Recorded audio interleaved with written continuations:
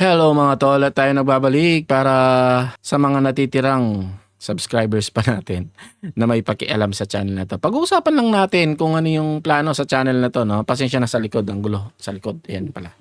Ang gulo eh, maglilinis tayo kasi nga pinagawa natin yung hallway at yung mga gamit na nakaharang doon ay nilagay natin dito. Okay, anyway, ang pag-uusapan natin is about sa channel na to kasi may mga followers pa rin naman tayo na nag-aabang kung ano yung tuturo natin, kung ano yung bagong venture natin, tapos makasabay man lang sila, no? Lately ay puro EA, yung Bobot Scalper Pro at Forex. Yan yung mga pinag-uusapan natin dito. Pero madami pa rin ang nagme-message sa akin na nagpapasalamat dun sa tutorials natin about sa mga AI. Nagpapasalamat sila na natutunan nila at nakapag YouTube automation sila.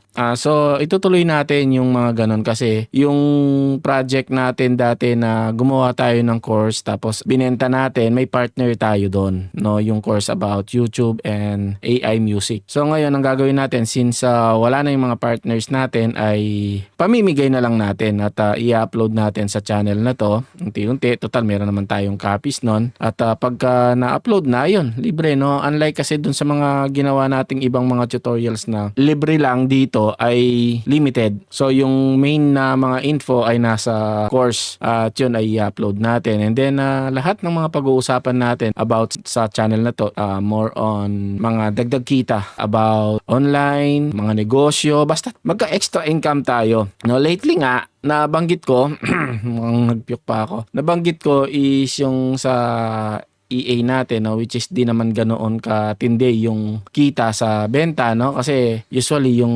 pinagbentahan ay nilalagay din natin sa mga accounts natin para patuloy na meron tayong active account na pinapakita sa mga viewers natin. And lately din ang hirap mahuli ng market kahit pa nagmamanual tayo sa ibang account, meron tayong account na pang manual at nagti-TA tayo, wala pa rin, ang hirap no, yung ine-expect mo na uy tutuloy na to, aakyat na to. So, bibili ako, lalagay ako ng buy stop dito. Tapos, pagka na-hit na yung buy limit mo, biglang babagsak na solid na hindi mo alam kung saan nang gagaling, no? So, ayun, ituloy natin yung mga nasimulan natin about AI kasi ang daming pumapaldo ngayon sa AI. Tapos, sa music, no? Meron tayong kilala na tahimik lang na Pinoy. Kakilala, actually, di lang nakilala sa NFT yon, nakilala rin sa mga iba't ibang laro na non-NFT na pumapaldo sa AI music na pag-uusapan din natin at ituturo kung paano yung kanyang ginawan. At sa YouTube din, pagba-vlog, paano tayo kikita. Aside sa wag lang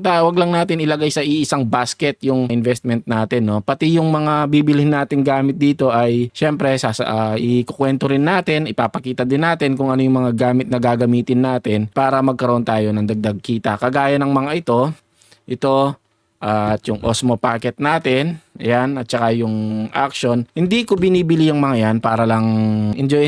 Hindi. Binibili natin yan dahil gagamitin natin para lalo tayong kumita. Lahat ng mga ginagawa ko, pati yung mga Pokemon cards, mga Dragon Ball cards, One Piece, kaya natin binibili yan para sa content. O malay natin, sa content na yon ay kumita pala tayo. Or mag-trending, tapos kikita tayo. Lahat ng binibili ko, sa ganitong edad kasi, sa edad ko, dapat lahat ng ginagawa mo ay may kinalaman sa pagre-retiro mo at saka sa future ng mga anak mo, no? Para one day kahit obsolete na yung mga alam natin, meron tayong naitabi. Kasi kung gagamitin ko lang talaga yung yung pagiging graphic artist dati, no, mababa, hindi ako aabot, no, sa gastos ngayon, hindi ako aabot sa mga bills ko. Magkukulang ako. Maliban na lang kung magamit natin yung pagiging web developer at saka yung sa programming, no, which is palagay ko hindi pa rin talaga totally sapat pagka pinurso ko yung career na yon. Maliban na lang talaga siguro kung super duper galing mo at hinahabol ka ng mga kumpanya pagdating sa ganyang industriya. Siyempre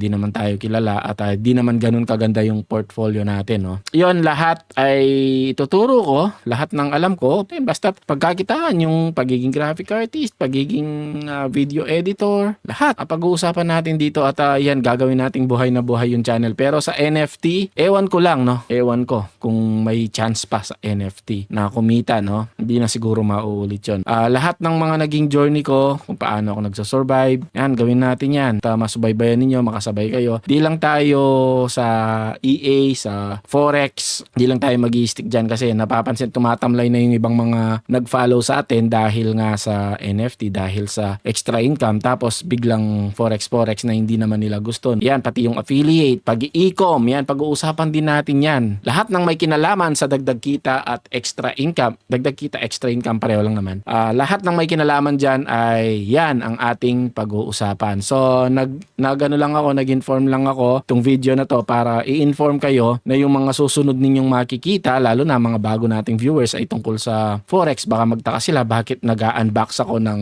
ganito. Yan ay gagamitin natin para kumita tayo ng pera. Bakit bumili ako ng laruan na ganito? Yan, no? Gagamitin din natin yan sa pagkita ng pera. Alam niyo naman, mukha tayong pera at kailangan natin ng pera. So, yun lang. In-inform ko lang kayo at bubuhayin natin tong channel na to. At sana, samahan nyo pa rin ako sa journey na to at palalakihin natin ulit ang channel na to. Thank you and God bless mga tol. See you sa mga susunod nating videos.